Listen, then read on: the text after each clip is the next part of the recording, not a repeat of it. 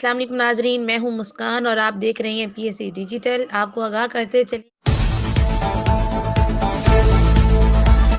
معروف روحانی شخصیت پیر سید حضرت محمد اسماعیل شاہ بخاری المعروف حضرت کرما والا شریف کے سالانہ عرس کی تقریبات کا آج آخری نشست اختتام پذیر ہو گئی۔ عرس مبارک میں عقیدت مندوں اور زائرین کی کثیر تعداد نے شرکت کی۔ زائرین کی جانب سے فاتح خوانی، ذکر و اذکار، نوافل اور قرآن کریم کی تلاوت کا سلسلہ جاری رہا۔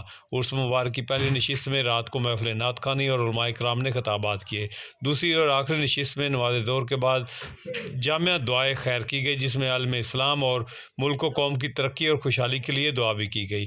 حکومت پنجاب کی جانب سے عرس مبارک کے موقع پر مقامی تعطیل بھی کی جاتی ہے۔ دربار شریف میں حاضری کے لیے آنے والے زائرین کے لیے دربار شریف کی جانب سے آنے اور جانے والے داخلی اور خارجی راستوں پر باڑ لگا کر بڑی ٹریفک کے لیے راستے بند کیے گئے تھے، جبکہ پیدل گزرنے والے زائرین کے لیے الگ سے راستہ دیا گیا تھا۔ District police officer Faisal Shahzad کے احکامات پر عرس مبارک پر سیکورٹی کے سخت انتظامات کیے گئے ہیں۔